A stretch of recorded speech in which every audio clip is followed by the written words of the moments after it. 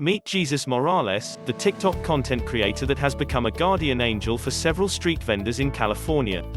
The 24-year-old who goes by Juxa has gone viral on the social media platform by filming himself giving $1,000 in cash to unsuspecting people selling food or merchandise on the street.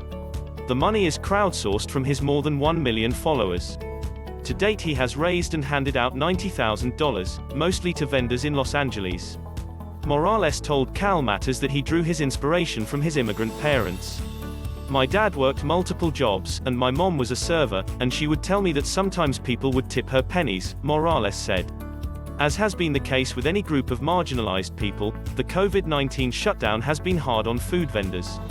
At the start of the pandemic, the Los Angeles City Council lifted a moratorium on ticketing people selling food without a permit because of health concerns. As my colleague Emily Alpert Reyes reported, the council considered formally reinstating the moratorium in March but has yet to do so. "I do not know the sellers, nor do I know what they are going through," Morales said. "I would not say that I come at a perfect time, but it is a visit with a purpose." Today marks the 175th anniversary of the United States Congress declaring war on Mexico, an event so significant it created an entire group of people. That's why Mexican Americans exist, because of the fact that there was this war of conquest that was driven by the notion of manifest destiny, a term coined in conjunction with all of this, said Ernesto Chavez, a history professor at the University of Texas at El Paso and author of The U.S. War with Mexico, A Brief History with Documents. Manifest destiny, the idea that it was the United States' divine right to expand to the Pacific, was coined in 1845 by John O'Sullivan in an editorial that argued for the annexation of Texas and the Oregon Territory. The U government blamed its southern neighbor for the start of the war.